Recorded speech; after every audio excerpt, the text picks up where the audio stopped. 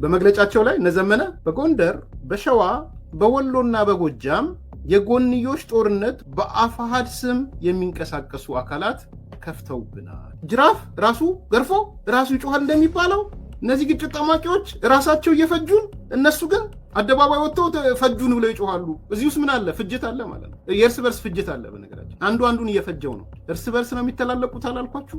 እርስ በርስ ነው የሚጋደሉት አላልኳችሁ? የዚህ የአንድነት ዘመቻ የሚባለው ኦብጀክቲቭ የመጠፋፋት ኦብጀክቲቭ ነው ብያችኋል።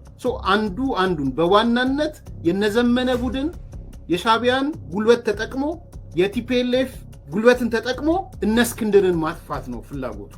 ዘመቻ አንድነት ማጠቃለያው ወደ አንድ ይመጡ ከሆነ እንኳን በነ እስክንድር መቃብር ላይ ነው አንድ የሚሆኑት። በነ ፕሮፌሰር አስራደ መቃብር ላይ ነው አንድ የሚሆኑት። በነ ኮሎኔል ፋንታው ሟባ መቃብር ላይ ነው አንድ የሚሆኑት። 20 ምናምን ቀን የቆየ ዘመቻ፣ ቦታ ያልተቆጣጠረ ዘመቻ፣ መሰረታዊ ለውጥ ያላመጣ ዘመቻ ምን ነው ዘመቻ የሚሆነው? አጠፋዋለሁ ያላችሁትን ማጥፋት አልቻላችሁ። ፎርጌት አባውት ፌደራል መንግስት ብልጽግና ምናምን እሱን ተውት።